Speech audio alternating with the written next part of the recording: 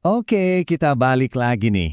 Kali ini kita bakal bongkar tuntas salah satu kasus korupsi yang, wah, bikin heboh banget. Ini adalah hasil operasi tangkap tangan KPK yang mengungkap adanya permainan kotor di salah satu jantung utama penerimaan negara kita, yaitu Direktorat Jenderal Pajak. Nah, pernyataan dari KPK ini benar-benar jadi intinya. Kenapa? Karena pajak itu kan tulang punggung negara kita. Uang buat bangun jalan, sekolah, rumah sakit, ya dari sini. Jadi setiap rupiah yang diselewengin itu bukan cuma angka, tapi kerugian langsung buat kita semua. Sip, sekarang kita bedah kasusnya satu persatu ya. Kita mulai dari gimana sih kebocoran ini awalnya kecium, terus masuk ke proses tawar-menawar pajak yang angkanya fantastis. Lalu, kita ungkap skema suapnya yang licik banget, lihat detik-detik OTT KPK, dan terakhir, kita kenalan sama siapa aja yang jadi tersangka. Semua kasus besar itu pasti ada awalnya. Nah, ini dia. Semuanya bermula dari sebuah kecurigaan. Ada dugaan kebocoran penerimaan negara dari sektor tambang yang dilakukan lewat manipulasi pembayaran pajak. Jadi, di kasus ini ada dua pemain utama. Di satu sisi ada PTWP, ini perusahaan tambang gede. Di sisi lain ada KPP Madya Jakarta Utara, kantor pajak yang tugasnya memeriksa laporan PTWP. Nah, ceritanya di akhir tahun 2025, tim pemeriksa pajak ini mulai curiga. Kayaknya ada yang nggak beres nih sama laporan pajak bumi dan bangunan dari si PTWP ini. Nah, dari temuan awal tadi, kasusnya bukannya langsung diproses hukum, malah belok ke jalur negosiasi gelap. Ini nih bagian di mana kewajiban pajak yang mestinya buat negara malah jadi bahan dagangan di bawah meja. Angka ini, 75 miliar rupiah, gede banget kan? Ini adalah temuan awal dari tim pemeriksa pajak. Menurut audit mereka, PTWP ini diduga kurang bayar pajaknya segitu. Wow, angka yang luar biasa besar. Ya, seperti yang bisa ditebak, PTWP langsung menyanggah temuan itu. Nah, disinilah muncul satu oknum kunci, inisialnya AGS, jabatannya Kepala Seksi Pengawasan dan Konsultasi. Dia datang dan menawarkan sebuah solusi. Katanya, udahlah nggak usah bayar 75 miliar, cukup bayar all-in 23 miliar aja. Beres. Nah, ini dia bagian yang paling gila dari kesepakatan itu. Dari 23 miliar yang ditawarkan, ternyata yang beneran mau disetor ke kas negara itu cuma 15 miliar. Terus sisanya kemana? 8 miliar rupiah itu diminta sebagai fee pribadi buat si AGS dan timnya. Ini udah bukan negosiasi lagi, ini pemerasan.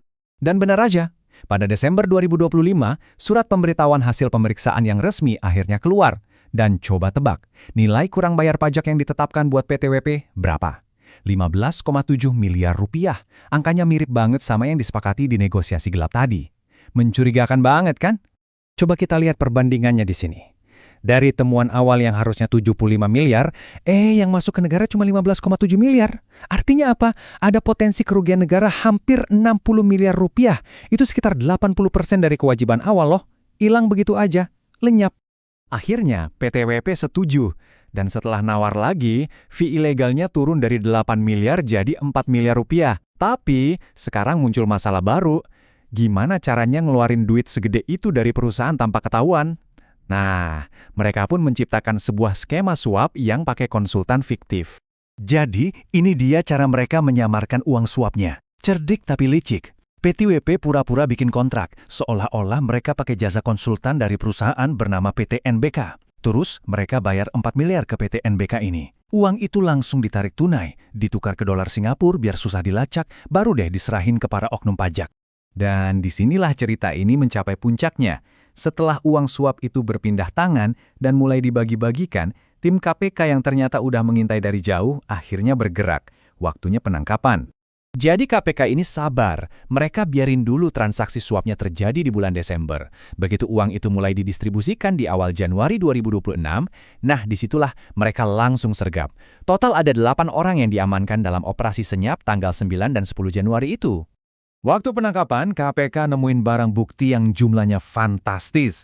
Bukan cuma sisa uang suap, tapi juga ada uang tunai, ratusan juta rupiah, belasan ribu dolar Singapura, dan yang lebih gila lagi, lebih dari 1 kilogram emas batangan. Kalau di total, nilai barang bukti yang diamankan itu mencapai lebih dari 6,3 miliar rupiah. Angkanya lebih gede dari uang suap yang 4 miliar tadi kan? Nah, menurut KPK, ini adalah indikasi kuat kalau para tersangka ini juga nerima suap dari wajib pajak lain. Artinya, ini bukan kasus tunggal. Oke, sekarang kita masuk ke babak selanjutnya. Setelah pemeriksaan intensif selama 1 kali 24 jam, dari 8 orang yang diciduk, KPK akhirnya menetapkan 5 diantaranya sebagai tersangka secara resmi. Nah, ini dia para aktor utamanya. Dari sisi penerima suap, ada 3 pejabat pajak, DWB, ini kepala kantornya. Lalu ada AGS, si negosiator utama, dan ASB, anggota tim penilai.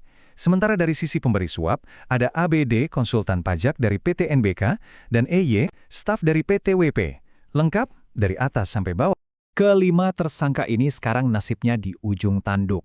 Mereka langsung ditahan dan dijerat pasal berlapis dari Undang-Undang Tipikor. Ada pasal khusus buat yang memberi suap, ada juga pasal buat yang menerima. Ancaman hukumannya jelas nggak main-main. Kasus ini benar-benar membuka mata kita semua ya. Ini bukan cuma cerita tentang beberapa oknum serakah. Ini jadi pertanyaan besar buat kita semua tentang seberapa rapuh sih sistem penerimaan negara kita. Dan ini jadi pengingat, kalau perang melawan korupsi, apalagi di sektor pajak, itu sama dengan berjuang untuk kedaulatan keuangan bangsa kita sendiri.